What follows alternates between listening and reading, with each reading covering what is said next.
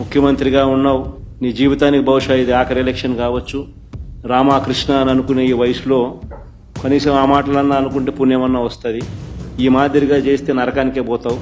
ఇప్పటికైనా మార్పు తెచ్చుకో చంద్రబాబు అని హితవు పలుకుతాను. జగన్మోహన్ రెడ్డి గారు ఈ రోజు ప్రెస్ మీట్ లో మాట్లాడుతూ చంద్రబాబు నాయుడు గారిని ఏకవచనంగా మాట్లాడుతూ ఉన్నాం. ఒకప్పుడు మీ నాన్న కూడా శాసనసభలో అదే విధంగా మాట్లాడాడు. మాట్లాడిన తర్వాత ఏమయ్యాడు ఆ దేవుడికి తెలుసు, నీకు తెలుసు. నీ కథకొద్దాం, అంత ఫ్రస్ట్రేషన్ ఎందుకు? ప్రజాస్వామ్యంలో గెలుపోవటం సర్వసహజం. నువ్వు ఒక్క ఓటమికే తట్టుకోలేకుండా ఈ రోజు దిగజారుడు మాటలు, మొన్న పెద్దిరెడ్డి విషయంలో దిగజారుడు మాటలు మాట్లాడాడు. ఈ రోజు ఇంకా దిగజారుడు మాట్లాడుతున్నాం. ఈ రోజు చంద్రబాబు నాయుడు గారి వయసు గురించి ఒకటి గుర్తుపెట్టుకో. చంద్రబాబు నాయుడు గారు ఈ రోజు ఇంత వయసులో కూడా నిరంతరం నెలలో 5-6 గ్రౌండ్ టూర్లకు వెళ్తూ ప్రజల కోసం, ప్రజల మధ్యలో ఉంటున్నాడు. నువ్వు ముఖ్యమంత్రిగా ఉన్న 5 ఏళ్లలో ఎన్నిసార్లు ఆ విధంగా వెళ్ళావు? ఆయన ఒక్క నెలలో తిరిగినట్టు నువ్వు 5 ఏళ్లలో ఒక్క రోజైనా తిరిగావా? దీనికి సమాధానం చెప్పి ఈ రోజు నువ్వు ఫ్రస్ట్రేషన్ లో మాట్లాడి శాపనార్థాలు పెడుతున్నావు. శాపనార్థాలు పెట్టే వాళ్ళని ఊరల్లో వాళ్ళు కూడా నిన్ను చూసి ఇంత దిగజారిపోయాడు ఏంటి అని అనుకుంటున్నారండి.